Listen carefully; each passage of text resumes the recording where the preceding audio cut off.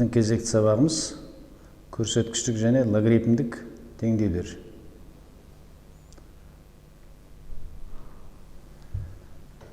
Бұл тақырыпқа байланысты есептерді шығара отырып, теңдеулер шешудің негізгі әдіс тәсілдерін талдайтын боламыз.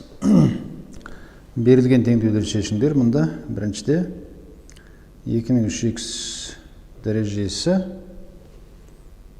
тең 512-ның 3х-тен 1 дәрежесі. Бұл жерде көрсеткіш теңдеулер шешудегі қолданылатын ең басты әдіс тәсіл теңдіктің екі жағын бірдей негізді дәрежеге келтіру болып табылады. Бұл жерде біз 512 дегеніміз 2-ның дәрежесі түріне келуге болады. 512 2-ның 6 дәрежесі 64, 7 дәрежесі 128, 8 дәрежесі 256, бұл 2-ның 9 дәрежесі екен. Немесе 512 тең 2-ның 9 дәрежесі болатынын тауып алуымыз керек. Сонда біздің теңдеуіміз 2-ның 3х дәрежесі тең 2-ның 9 дәрежесінің 3х-тен 1 дәрежесі болады. Теңдеудің оң жағындағы дәреженің дәрежесін есептегенде дәреженің негізі қалпынша дәреже көрсеткіштер көбейтілуге тиісті. Сондықтан бұл теңдеуді біз 2-ның 3х дәрежесі тең 2-ның 3х-тен 9 дәрежесі түрінде келтіре аламыз. Енді екі жағында бірдей негізді дәрежеге келді. Дәреженің негізін тастап, көрсеткіштерін теңестіреміз. Сондықтан бұл жерде 3х тең. Бұл жерде 3 пен 9-ды қысқартамыз. Сол кезде х-тен 3 болады екен. Бұдан 3х квадрат тең 3 болады. Х квадрат тең 1 болады. Бұдан х тең плюс минус 1 болатынын тауып аламыз.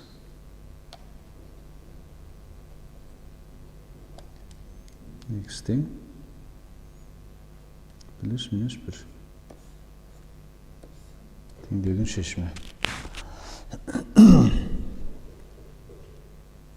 Екінші теңдеуде, бұл теңдеуді шешкенде логарифм теңдеу үшін, көрсеткіш теңдеу үшін болғанда көрсеткіш теңдеудің анықталу облысы барлық сан түзу болуға тиісті. Ал логарифм теңдеу үшін логарифм функция, логарифм басындағы өрнек 0-дан үлкен болғанда ғана анықталады. Сондықтан 5 минус х деген айнымалысы бар өрнекке 5 минус х 0-дан үлкен болады деген шарт қойып, теңдеудің мүмкін мәндер жиынын тауып аламыз. Анықталу облысын тауып аламыз. Анықталу облысы х 5-тен кіші болады екен. Немесе минус х-тен 5 деген аралықта бұл функция теңдеудің шешімін қарастыруға тиістіміз. Енді теңдіктің ары қарай біз логарифм теңдікті жаңағы көрсеткіштік функция түріндегі теңдікке келтіру шарасын қолданайық. Бұл жерде біз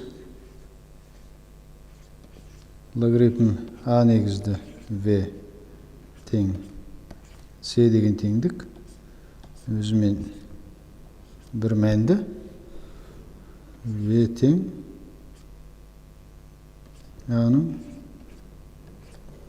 с дәрежесі деген теңдікке келтіруге болатын. Бұл жаңа көрсеткішті функция мен логарифмдік функцияның өзара байланысын қамтамасыз ететін ең негізгі қасиет болады. Осыны пайдаланамыз. Олай болса біз берілген теңдеуді бұл жерде А-ның орнында 0,3 тұр, В-ның орнында 5 минус X тұр, С-ның орнында минус 1 тұр. Олай болса мына теңдік бойынша біздің теңдеуімізді мына түрге келтіре аламыз. 5 минус X тең 0,3-тің минус 1 дәрежесі. Ал 0,3-тің минус 1 дәрежесі дегеніміз, бұл дегеніміз 10-нан 3-тің минус 1 дәрежесі. Бөлшектің минус 1 дәрежесі дегеніміз бөлшектің алымы мен бөлімін ауыстырып 3-тен 10-ның 1 дәрежесі немесе 3-тен 10-ға тең. Сондықтан біздің теңдеуіміз енді сонда 5 минус X тең 3-тен 10 түріне келді деген сөз. Бұдан X тең 5 минус 3-тен 10 болады. Ортақ бөлім келтіреміз. Мұнда 3-тен әрі қарай тең 3-тен 15 азайту 10 немесе 3-тен 5 тең 1,3-тен 1 немесе X тең 1,3-тен 1. 1,3-тен 1 дегеніміз анықталу облысына кіре ме деген қарастырамыз. Бұл минус шексіздік 5 жиынына кіріп отыр. Сондықтан берілген теңдеудің шешімі болады.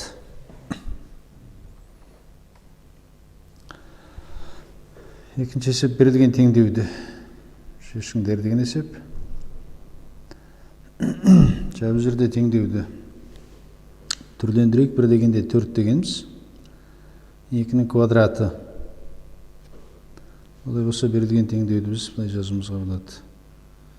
2-нің квадратының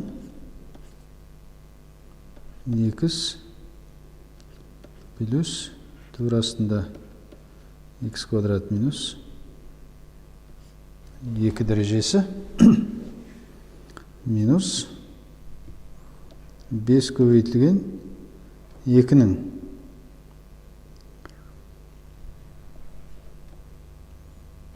X плюс турасында X квадрат минус 2 дәрежесі көбейтілген 2-нің минус 1 дәрежесі. Мұндағы минус 1 дәрежені жеке жаздық біз. Қосу минус 1 дегеніміз жеке 1-ден X дәрежелердің көбейтіндісі деген сөз. Тең 6 болады. Енді мына жердегі біз мына 2-ні сыртына шығып, мына 2-ні орнына ауыстырып болады. Бұл 2 көбейтілген мынау деген сөз қайтып 2-ні сыртына шығарып болады. Дәреженің дәрежесінің қасиеті бойынша. Сонда бізде 2-нің X плюс турасында X квадрат минус 2 дәрежесінің квадраты болады. Минус 2-нің минус 1 дәрежесі дегеніміз 1 бөлінген 2-нің 1 дәрежесі немесе 2-ден 1 деген сөз. 2-ден 1-ді алдына шығарып жібереміз. Сонда ол 5 бөлінген 2-ден 2 немесе 2,5 көбейтілген 2-нің X қосылған турасында X квадрат минус 2 дәрежесі болады. Минус 6 тең 0. Бұл жерде бір ескеретін нәрсе, бізге түбір беріп отырғандықтан түбірдің анықталу облысын жазып қоюымыз керек. Ол дегеніміз X турасында өрнек 0-дан үлкен немесе тең болу керек. Немесе X квадрат үлкен немесе тең 2-ден деген теңсіздікті біздің шешіміміз қанағаттандырып тұру керек.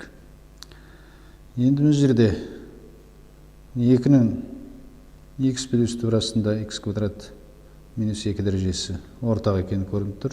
Мұнда оның квадраты, мұнда өзі тұр. Олай болса біз 2-нің X плюс турасында x квадрат минус 2 дәрежесін y деп алайық. Онда біздің теңдеуіміз y квадрат минус 2/5 y минус 6 тең 0 түріне келеді. Теңдеуді шешуді ықшамдау үшін бөлшектен құтылу үшін 2-ге көбейтіп жіберейік екі жағын.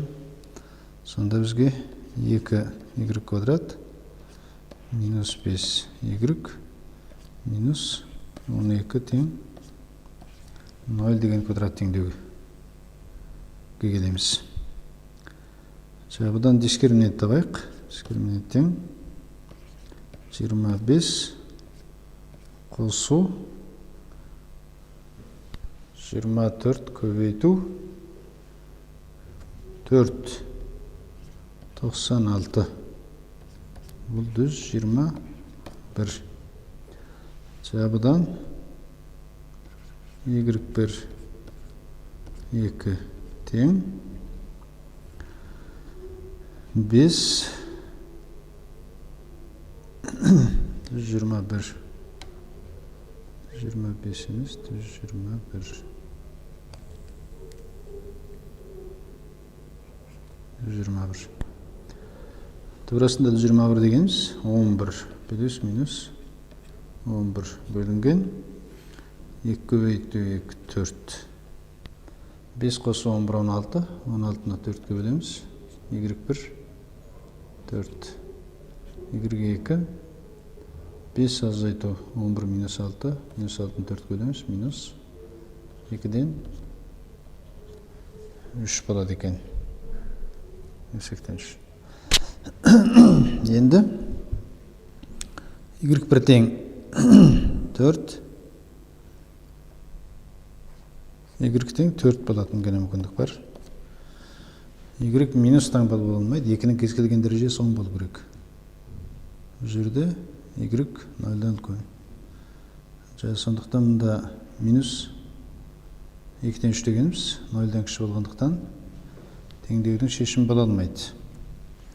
Олай болса y тең 4 болатын жағдайда ғана біз теңдеудің шешімін қарастырамыз.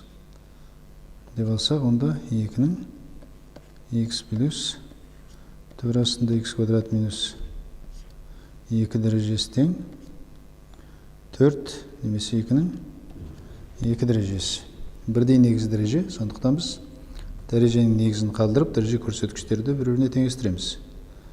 Сонда бізде x плюс турасында x квадрат минус 2 тең 2 деген теңдеу келеміз. Төбірі барын бір жағына қалдырамыз, төбірі жоғын екінші жағына шығарамыз. Турасында x квадрат минус 2 тең 2 минус x болады. Бұл жерде теңдіктің сол жағында төбір, ол теріс емес, сондықтан оң жағда теріс емес болу керек. Олай болса бізде 2 минус x 0-дан үлкен немесе тең болу керек. Бұл жерде x 2-ден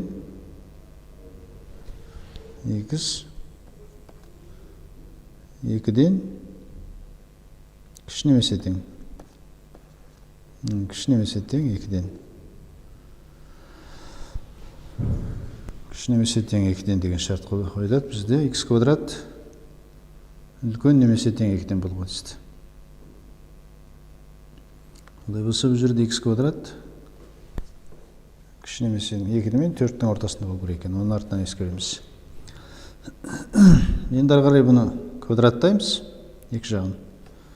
Квадраттап жіберсек, біздің теңдеуіміз x квадрат минус 2 тең 2 минус 4 2-нің квадраты, екі жағын квадраттаймыз. 2-нің квадраты 4 минус 2-сіленген көбейтінде 4x плюс x квадрат түріне келеді. X квадрат. Екі жағында бірдей таңбалы x квадраттар жойылып кетеді екен. Минус 4x-ті келесі жағын шығарамыз, 2-ні бұлай қарай шығарамыз. Сонда 4x тең 6 болады. Бұл жерде x тең 3-тен 2-тен 3. 2-тен 3. Жа 2-тен 3 дегеніміз есептің шартын қанағаттандырады. Жа 1 дегенде жаңағы 2-тен 3. 2-ден 2 немесе тең болады. 2-ден 3-тің квадраты дегеніміз не? Жа мына шартпенен мына шарт екеуін қанағаттандыра ма деген тексеріп көрсек, онда есептің шешім болады. Екеуін де қанағаттандырып тұрса. Бұл дегеніміз 4-тен 9. 4-тен 9 дегеніміз 2/4-тен 1. Ол үлкен 2-ден. Екі шартты бірдей қанағаттандырып тұр, сондықтан шешім x тең 2-ден 3 болатынына көз жеткіздік.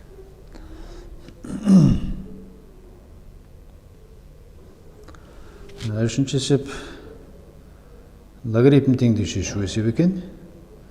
Бұл жерде логарифмнің қасиеттерін пайдаланып түрлендірейік. Бір дегенде, екіншіде жалпы x 0-дан үлкен болатын логарифмнің де түбірдің де анықталу облысынан айқын тұр, сондықтан бізде x 0-дан үлкен болу керек. X 0-дан үлкен болу керек.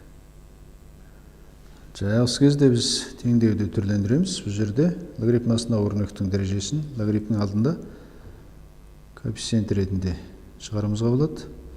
Бұл жерде бір ескеретін нәрсе логарифмнің квадраты дегенді біз былай түсінуіміз керек. Бұл жерде логарифм 2 негізді x куб дегенді бол. Логарифмнің дәрежесі ол былай. Логарифм x кубтың сыртында квадрат дәреже деген сөз. Сондықтан біз логарифмнің қасиеті бойынша 3-ті алдына келтіреміз. Сол кезде 3 логарифм x-тің квадраты болады. Бұдан 3-тің квадраты 9. Логарифм x-тің квадраты болып келеді екен. Бұл өрнекті осылай түрлендіріп алдық. Сондықтан біз енді бұл жерде 9 көбейтілген логарифм x-тің квадраты минус 20 көбейтілген. Бұл жерде логарифм x-тің 2-ден 1 дәрежесі деген сөз. Сондықтан ол алдына шығады. Көбейту 2-ден 1 логарифм x плюс 1 тең 0 болады. Ары қарай бұл 9 логарифм x-тің квадраты минус 10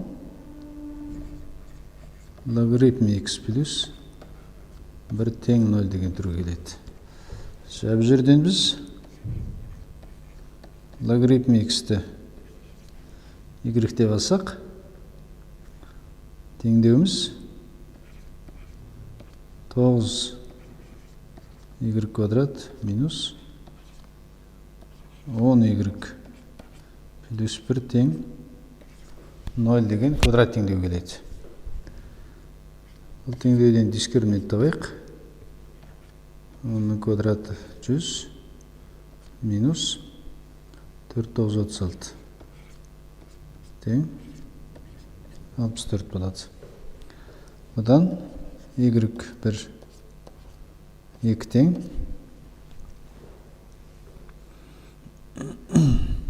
10 плюс минус түбірасында 64 дегеніміз 8 2 9 18 астында 18 тең бірінші y1 18 бөлі 18 1-ге тең, y-ге 2, 10 азайтылған 8 2, 18-ден 2 немесе 9-дан 1 болады екен.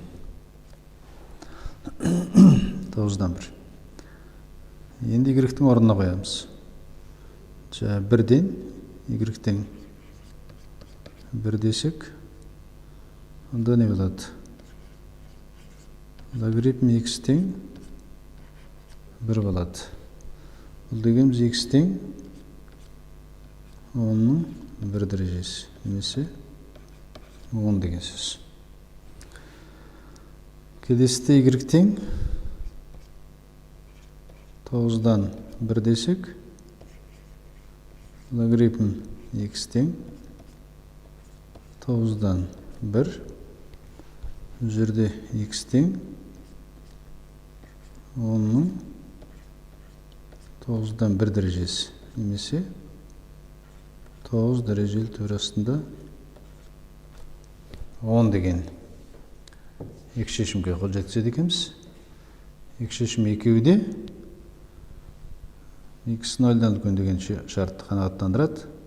Сондықтан теңдеудің шешімі x тең 10 және 9 дәрежелі төр астында 10 болады екен.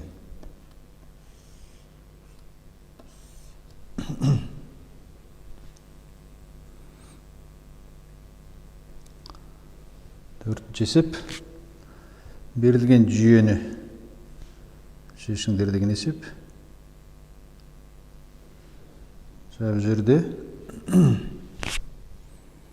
ең әуел 576 сан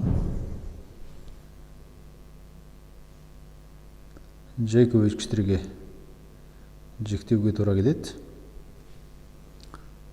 576-ны жай көбейткіштерге жіктеу аламыз. 576 2-ге бөлеміз. 2-ден 17 8 16 8 тағы 2-ге бөлеміз. 144 44 дегеніміз 12-нің квадраты. 12-нің квадраты ол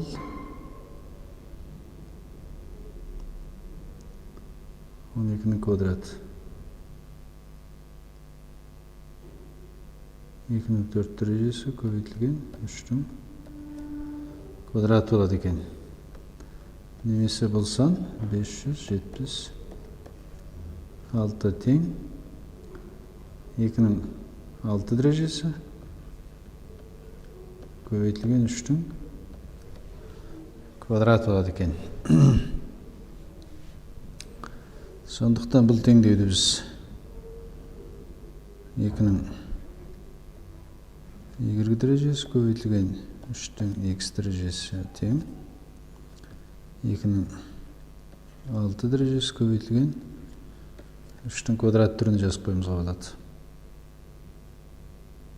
Бұдан y тең 6, x тең 2 деген шешім шығуға болатыны көрініп тұр. Енді мына теңдеуді біз жаңа көрсеткіштік теңдеумен логарифм теңдікті бір-біріне алмастыруға болатын. Логарифм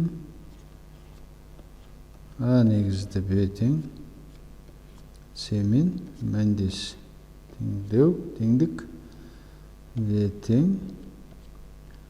а-ның с дәрежесі болатынын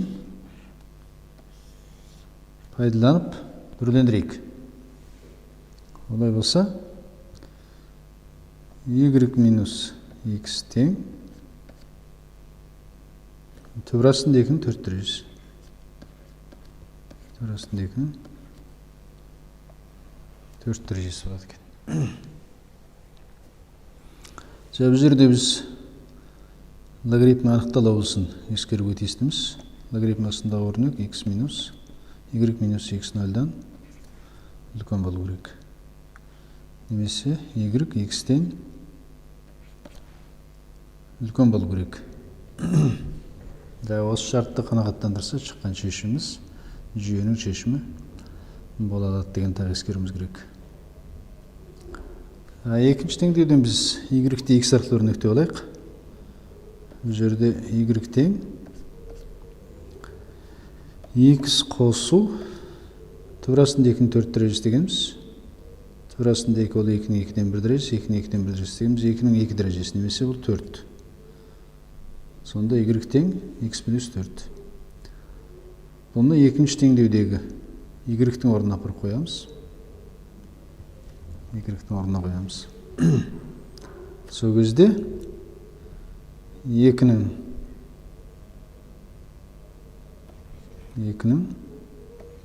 x плюс 4 дәрежесі көбейтілген 3-тің x дәрежесі тең 2-нің 6 дәрежесі көбейтілген 3-тің квадраты болады.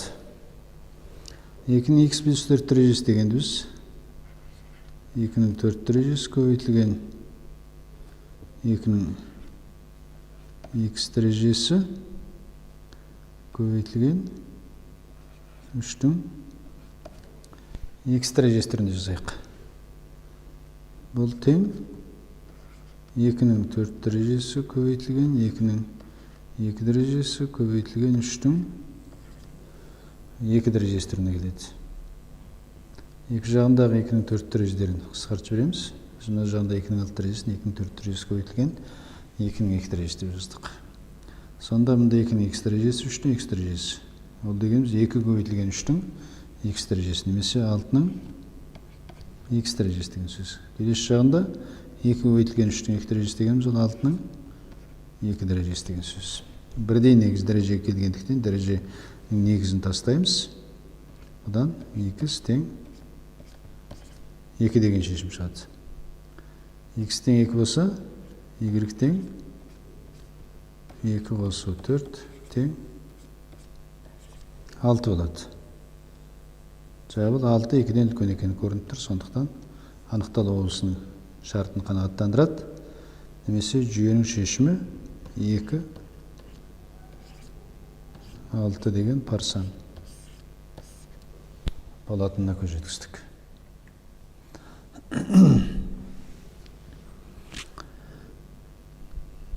Бұл жерде біз логарифмнің мына қасиетін пайдалануымыз керек. Логарифм а негізді b дегеніміз 1 бөлінген логарифм b негізді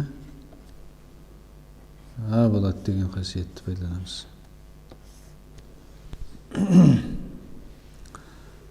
Бұл бойынша бұдан логарифм y негізді x дегеніміз тең 1 бөлінген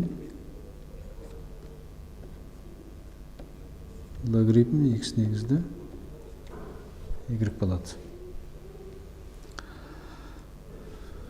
Бұдан біз бірінші теңдеуді былай жазыламыз. Логарифм x негізді y плюс 1 бөлінген логарифм x негізді y тең 2 түріне келтіре аламыз. Бұл жерде логарифмнің анықталу облысы дегенде мынандай шарттар қойылу керек бұл жерде.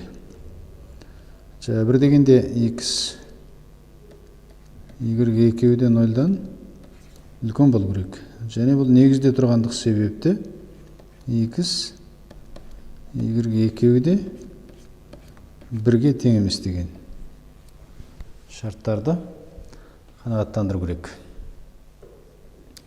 Енді біз мына теңдеуді шешіп алайық алдымен.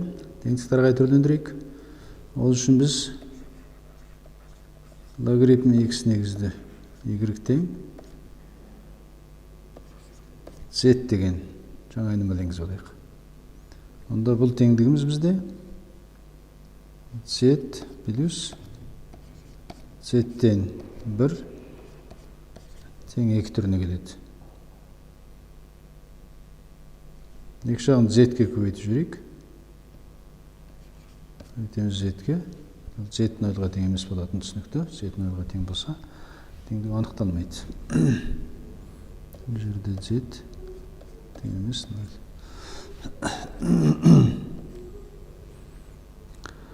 Онда теңдеуіміз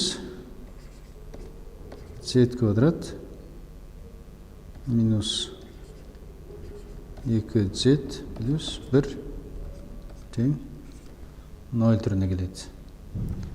Бұдан біз z минус 1 квадрат тең 0, z минус 1 тең 0, немесе z тең